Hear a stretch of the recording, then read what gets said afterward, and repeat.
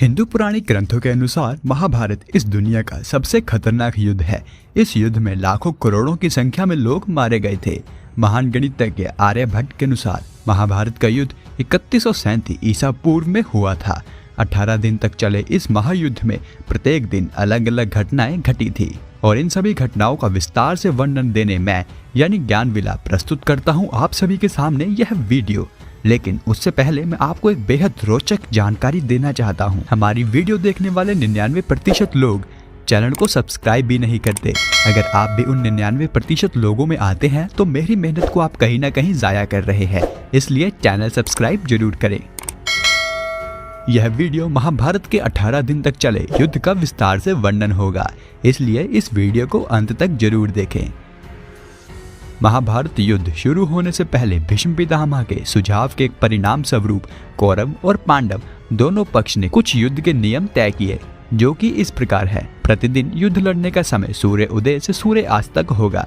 युद्ध बराबरी का होगा, मतलब घुड़सवार घुड़सवारों से लड़ेंगे, रथ सवार रथ सवारों से, पैदल सैनिक पैदल सैनिकों से, धनुर्धर धनुर्धर से, गदाधारी गदाधारियों से, तलवारबाज तलवारबाजों से ही युद्ध लड़ेंगे। युद्ध में जो लोग सेवक की भूमिका निभा रहे होंगे उन पर कोई भी प्रहार नहीं करेगा। निहत्थे योद्धा पर अस्त्र नहीं उठाया जाएगा। प्रत्येक योद्धा केवल एक योद्धा के साथ ही लड़ेगा। अगर एक योद्धा के साथ एक से ज्यादा योद्धा लड़ते हैं तो यह युद्ध नियमों के विरुद्ध होगा। अब वीडियो में ध्यान दें, क्योंकि अब मैं बताने जा रहा हूँ युद्ध के पहले दिन के बारे में। युद्ध शुरू होने से पहले अर्जुन और श्री कृष्ण का रथ दोनों सेनाओं के मध्य खड़ा था। भगवान कृष्ण अर्जुन को गीता के उपदेश देते हैं। तभी भीष्म पितामह घोषणा करते हैं कि युद्ध आरंभ होने वाला है। अगर कोई भी योद्धा दल बदलना चाहता है तो वह बदल सकता है। यह सुन धृतराष्ट्र का पुत्र युयुत्सु कौरवों को छोड़ पांडवों की ओर चला जाता है। इसके बाद अर्जुन अपने देवदंत शंख से नाद कर युद्ध की घोषणा करते हैं। युद्ध के पहले दिन पांडव पक्ष को भारी हानि हुई थी। विराट नरेश के पुत्र उत्तर और श्वेत को शल्य और भीष्म ने मार दिया था। भीष्म ने पांडवों के कई सैनिकों का वध कर दिया था। यह दिन कौरवों के लिए उत्साहपूर्ण और पांडवों के लिए निराशाजनक था। दूसरे दिन द्रोणाचार्य ने दुष्टद्युम्न को कई बार हराया। भीष्म ने अर्जुन और श्री कृष्ण को कई बार घायल किया। भीम ने हजारों कलिंग और निषाद मार गिराए। अर्जुन ने भीष्म को रोके रखा। यह दिन पांडवों के पक्ष में रहा था। तीसरे दिन भीम ने घटोत्कच के साथ मिलकर दुर्योधन की सेना को युद्ध से बाहर कर दिया था। इसके बाद भीष्म पितामह संहार मचा देते हैं। पांडव उनके आगे निर्बल साबित हो रहे थे।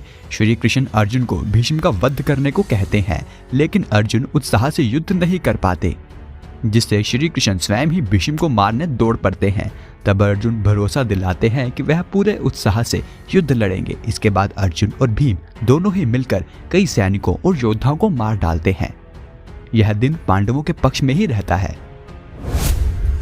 चौथे दिन कौरवों ने अर्जुन पर बाणों की बारिश कर दी, लेकिन कौरव अर्जुन को रोक नहीं सके। भीम ने कौरव सेना में हाहाकार मचा दिया। दुर्योधन ने अपनी गज सेना भीम को मारने के लिए भेजी, लेकिन घटोत्कच के साथ मिलकर भीम ने उन सभी को मार दिया। भीष्म से अर्जुन और भीम का भयंकर युद्ध हुआ। युद्ध के 5वें दिन भीष्म ने पांडव सेना में खलबली मचा दी थी। दोनों ही पक्ष के बहुत से सैनिक इस दिन मारे गए थे। भीष्म को रोकने के लिए अर्जुन और भीम ने उनसे युद्ध किया। सत्याकी ने द्रोणाचार्य को रोक के रखा। भीष्म पितामह ने सत्याकी को युद्ध से भागने में मजबूर कर दिया। इस दिन सत्याकी के 10 पुत्र मृत्यु को प्राप्त हुए। छठे दिन भी दोनों पक्ष के बीच भयंकर युद्ध हुआ। अपने सैनिकों की बलि देख दुर्योधन क्रोधित होता रहा, लेकिन भीष्म उसे आश्वासन देते रहे और उन्होंने पांचाल सेना का संहार कर दिया। युद्ध के 7वें दिन अर्जुन कौरव सेना पर हावी हो जाते हैं। दुष्टद्युम्न दुर्योधन को युद्ध में हरा देते हैं। अर्जुन की दूसरी पत्नी के पुत्र इरावान, विंद और अनुविंद को हरा देते हैं। दिन के अंत में भीष्म पांडव सेना पर हावी हो जाते हैं। इस दिन विराट पुत्र शंख मारा जाता है, जो कौरवों के लिए बहुत बड़ी हानि थी। 8वें दिन भी भीष्म पांडवों पर हावी रहते हैं। भीम धृतराष्ट्र के 8 पुत्रों का वध कर देते हैं। राक्षस अम्बलूष अर्जुन पुत्र इरावान का वध कर देते हैं।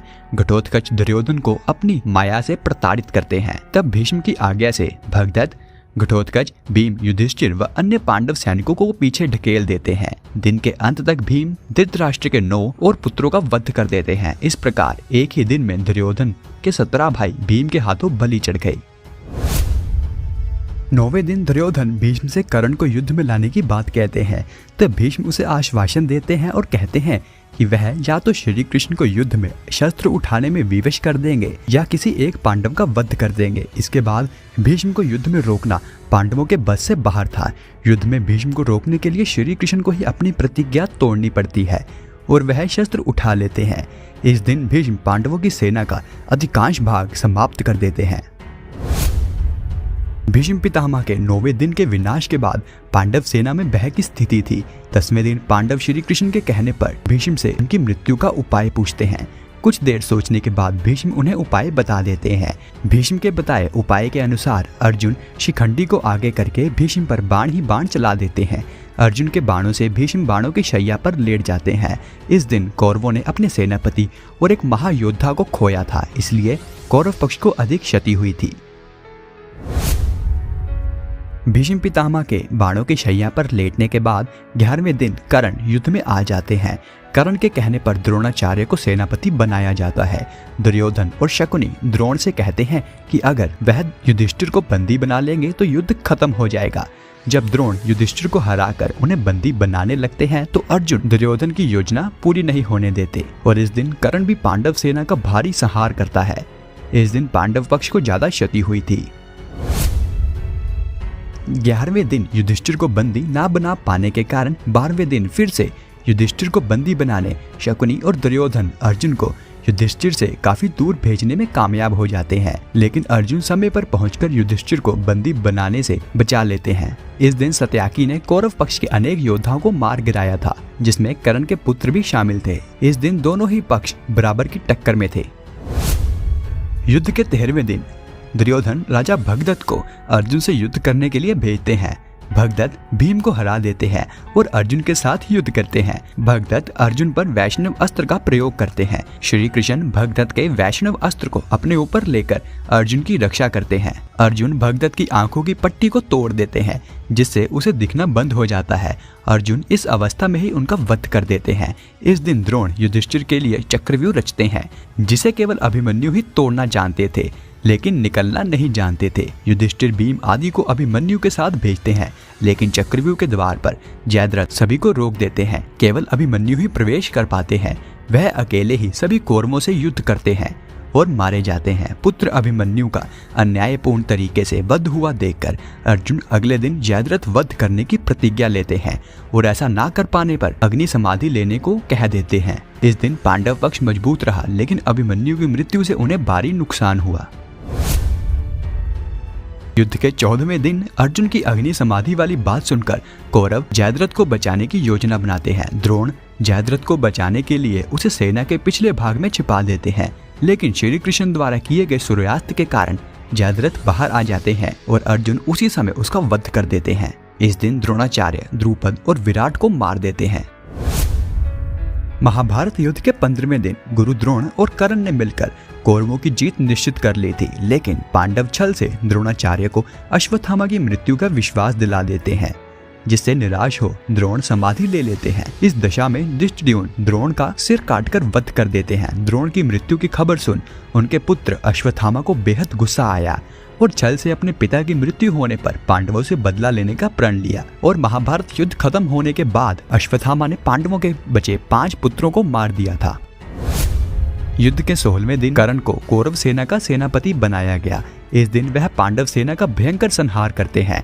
कर्ण नकुल सहदेव को हरा देते हैं, लेकिन कुंती को दिए हुए वचन के कारण उन्हें मारते नहीं है। भीम दुशासन का वध कर देते हैं और उनकी छाती का रक्त पीते हैं। इस दिन भीम के पुत्र घटोत्कच दुर्योधन को बंदी बनाकर उनकी सेना को क्षति पहुंचाते हैं, जिसे देख दुर्योधन कर्ण को अमोघ शक्ति का प्रयोग घटोत्कच पर करने को कहते हैं, लेकिन इस शक्ति का प्रयोग केवल एक बार ही किया जा सकता था और कर्ण इसका इस्तेमाल अर्जुन को मारने के लिए करना चाहते थे। पर दुर्योधन को बचाने के लिए कर्ण अमोघ शक्ति घटोत्कच पर प्रयोग करते हैं और अगले ही पल घटोत्कच मारे जाते हैं। 17वें दिन कर्ण भीम और युधिष्ठिर को हरा देते हैं, लेकिन कुंती को दिए वचन के कारण उन्हें भी नहीं मारते। अर्जुन से युद्ध करते समय कर्ण का रथ का पहिया भूमि में धंस जाता है। तब कर्ण पहिया निकालने के लिए नीचे उतरते हैं और उसी समय श्री कृष्ण के कहने पर अर्जुन कर्ण का वध कर देते हैं। कर्ण की मृत्यु के बाद कौरव पक्ष का मनोबल बुरी तरह टूट जाता है। युद्ध के अंतिम और 18वें दिन भीम दुर्योधन के बचे हुए सभी भाइयों को मार देते हैं। सहदेव शकुनी को मार देते हैं। अपनी पराजय मानकर दुर्योधन एक तालाब में छिप जाते हैं, लेकिन पांडव द्वारा ललकारे जाने पर वह भीम से गदा युद्ध करते हैं। तब भीम छल से दुर्योधन की जांघा पर प्रहार करते हैं।